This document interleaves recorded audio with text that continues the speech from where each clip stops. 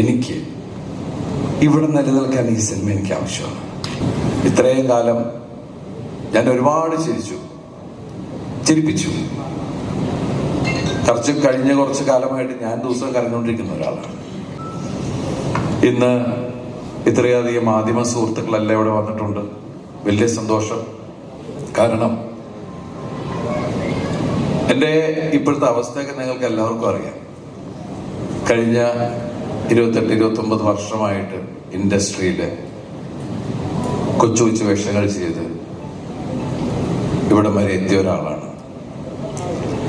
സത്യസന്ധമായി പറഞ്ഞാൽ പ്രേക്ഷകരുടെ കയ്യടി, അതുപോലെ തന്നെ എന്നെ വിശ്വസിച്ച്, ഞാൻ ഇത്രയും പ്രശ്നത്തിൽ നിൽക്കുമ്പോഴും എന്നെ വിശ്വസിച്ച് ഇവിടെ സിനിമ നിർമ്മിക്കുന്ന എൻ്റെ നിർമ്മാതാക്കള്, അതുപോലെ തന്നെ എന്നെ പുതിയ പുതിയ കഥാപാത്രങ്ങൾ തന്ന് എൻ്റെ സംവിധായകരെ, എൻ്റെ എഴുത്തുകാരൻ, എൻ്റെ കോ ആർട്ടിസ്റ്റുകൾ, ഒരുപാട് പേരുടെ ഒരു പ്രാർത്ഥനയാണ് ഈ ഞാൻ.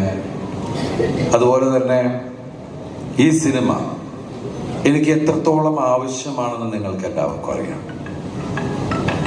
കാരണം ഞാൻ നിങ്ങളെ, ഇത് എൻ്റെ 149ാമത്തെ സിനിമയാണ്. ഇത്രയും കാലം ഞാൻ ഒരുപാട് ചിരിപ്പിച്ചു. കഴിഞ്ഞ കുറച്ച് കാലമായിട്ട് ഞാൻ ദിവസം കരഞ്ഞുകൊണ്ടിരിക്കുന്ന ഒരാളാണ്. ചിരിപ്പിക്കാൻ ശ്രമിക്കുന്ന എനിക്ക് ഇവിടെ നിലനിൽക്കാൻ ഈ സിനിമ എനിക്ക് ആവശ്യമാണ്.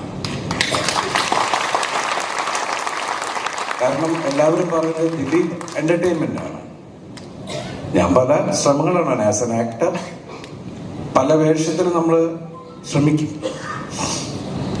ഇന്ന് ഈ സിനിമ വിനീത് വന്ന് പറഞ്ഞ കഥ, രാജേഷ് രാഘവൻ നന്നായിട്ട് എഴുതിയൊരു കഥ, ഈ സിനിമ പവി കെയർടേക്കർ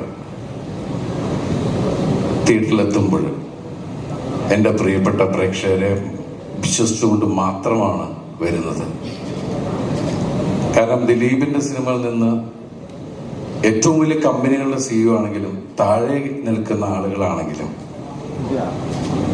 ചായക്കടയിൽ ചായ അടിക്കുന്ന ആളാണെങ്കിലും പറയുന്നതിൽ, ഏത് തരത്തിലെ ആൾക്കാരും പറയുന്നത് നിങ്ങളുടെ സിനിമകൾ കാണുന്നത് ഞാൻ കുറെ ചിരിക്കാനും ഒക്കെ വേണ്ടിയിട്ടാണ്, ഞങ്ങളുടെ സ്ട്രെസ് ഒഴിവാക്കാനാണ്. അപ്പൊ തീർച്ചയായിട്ടും എനിക്ക് ആ കാര്യം പറയാം. നിങ്ങൾ അങ്ങനെ എന്നിൽ നിന്ന് ആഗ്രഹിക്കുന്ന ഒരു കഥാപാത്രം തന്നെയാണ് വളരെ സാധാരണക്കാരനായ പവി കെയർടേക്കർ എന്ന ഈ സിനിമയിൽ ഞാൻ അവതരിപ്പിക്കുന്ന പ്രവർത്തകൻ.